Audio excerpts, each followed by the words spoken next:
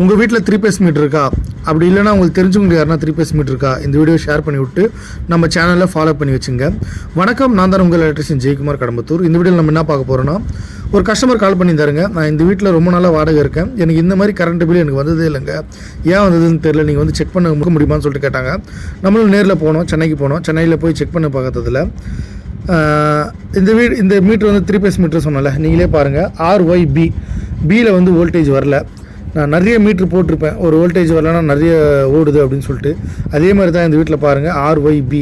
ஆனால் இங்கே 2 ஃபேஸில் ஓடுது. நான் ஒரு மீட்ரு காட்டுறோம்ல, அந்த மாதிரிலாம் இங்கே ஓடலை. ஒரே ஒன்று தான் நம்ம யூஸ் பண்ணுறோம். அதாவது இது பாருங்கள், ஒயில் நம்ம யூஸ் பண்ணுறோம். 10 ஆம்ஸ் கிட்ட யூஸ் பண்ணுறோன்னா அந்த 10 ஆம்ஸ்க்கான வாட்ஸ் தான் நம்மளுக்கு கிலோ வாட்டில் காட்டணும். தெரியுதுங்களா? இந்த கிலோ வாட்டில் காட்டும் பாருங்கள், காட்டுதா? 2300 வாட்ஸ் ஓடுது. ஆனால் லீடிங் கிலோ வாட்டு தான் நம்ம மெயின்.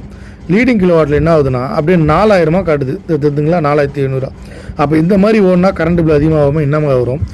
உங்கள் வீட்லேயும் 3 பேஸ் மீட்டருக்கு, உங்களுக்கு தெரிஞ்ச வீட்லேயும் 3 பேஸ் மீட்டருக்குன்னா இந்த வீடியோ உங்களுக்கு ஷேர் பண்ணி விட்டு மறக்காமல் நம்ம பேஜை ஃபாலோ பண்ணிங்க. உங்களுக்கு எதனா டவுட் இருக்குன்னா ஈவினிங் 6 மணிக்கு மேலே பயோ நம்பருக்கு கால் பண்ணுங்கள். நன்றி, வணக்கம்.